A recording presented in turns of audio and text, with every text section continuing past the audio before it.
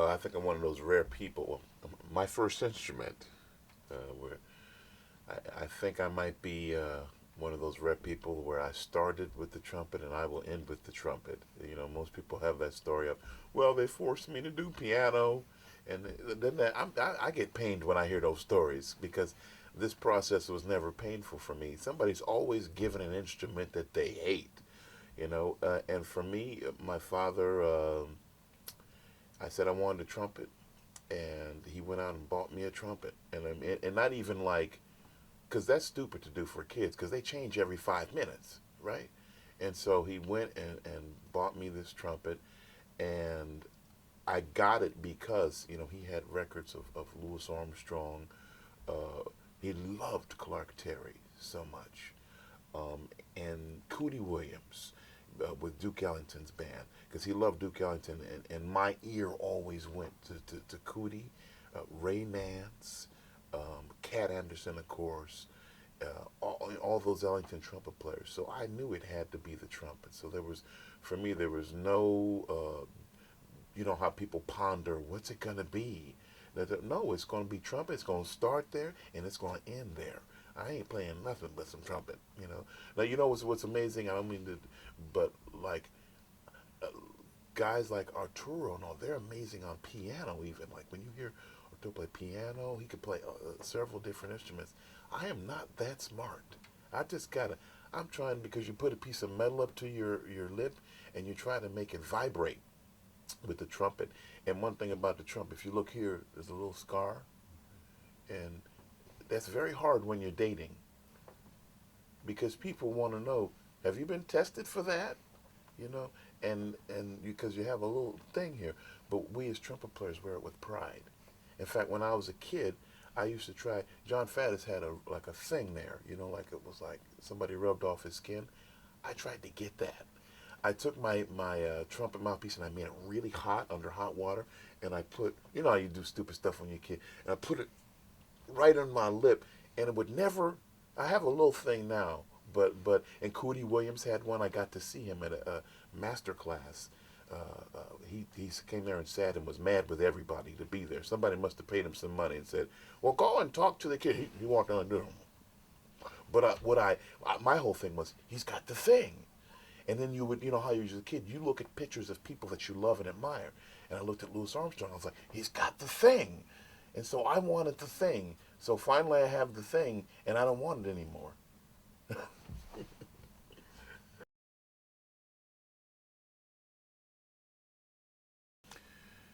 My music education. Well,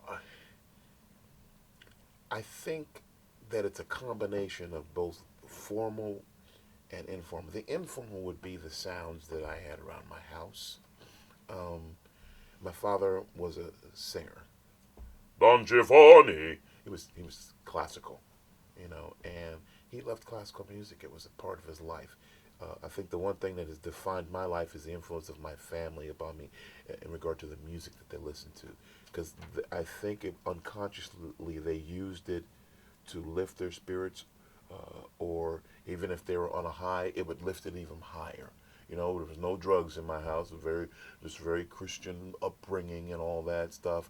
And so I was in church all day, and that was also musically rewarding, because I saw these people who, we went to like a Black Baptist church, and so I saw these people who maybe in their everyday work weren't so uplifted by what was going on. My uncles, I remember them telling me that, hey, I'm training all the white guys above me, and then they just moved past me, you know. And those stories were interesting, but I noticed that when they went to church, there was a great pride about them. Maybe they could be chairman of the deacon board then, right? Maybe there were things there, and also they were proud because usually, with their own hands, those men built those churches. So it was a real source of pride for whatever your religious thought was. You could say that was a place. And as we all know, that the church led really the civil rights movement in the black community, and that was the one place. And so I realized how important music was in that church environment. In fact, one of the things Martin Luther King did during the civil rights movement is he said, like the Montgomery bus boycott, he said, we're going to have church every night. And the one thing we're going to do before I say anything is we're going to sing, right? 20 minutes, he said. Let's just sing. They sang songs like I'm going to move on up a little higher. They sang songs like sometimes I look back and wonder how I got over. They sang We Shall Overcome. They sang all these songs that uplifted them. So it's again back to that uplifting thing that I realized about music. And, it's like that quote from William James who said, I sing not because I'm happy, but I'm happy because I sing. And what we know is that the mere act of singing or giving somebody a song uh, really elevates and lifts them up. And so, really, as musicians, you know how architects and lawyers have a real arrogance about them? Well, I want them all to know I have an arrogance about me too, because I am in the healing business.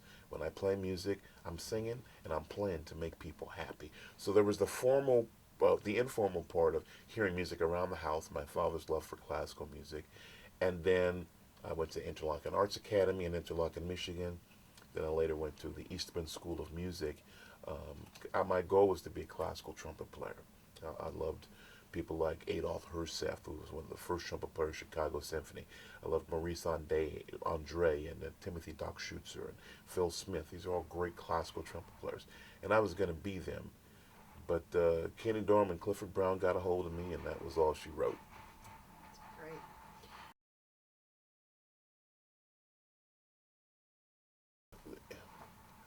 In my teaching, uh, what I try to do for students is two things. Let them realize the importance of the work ethic that's involved.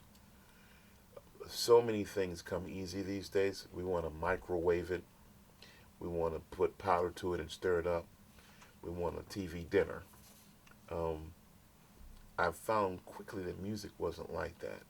I also found that it was a continuous journey. There was really, you set like goals for yourself, but once you get there, you realize like, man, I got to set another one because I'm still not where I want to be. And when you study the great jazz musicians, particularly the inspiring Coltrane always, there's that searching. So we try to get that to kids.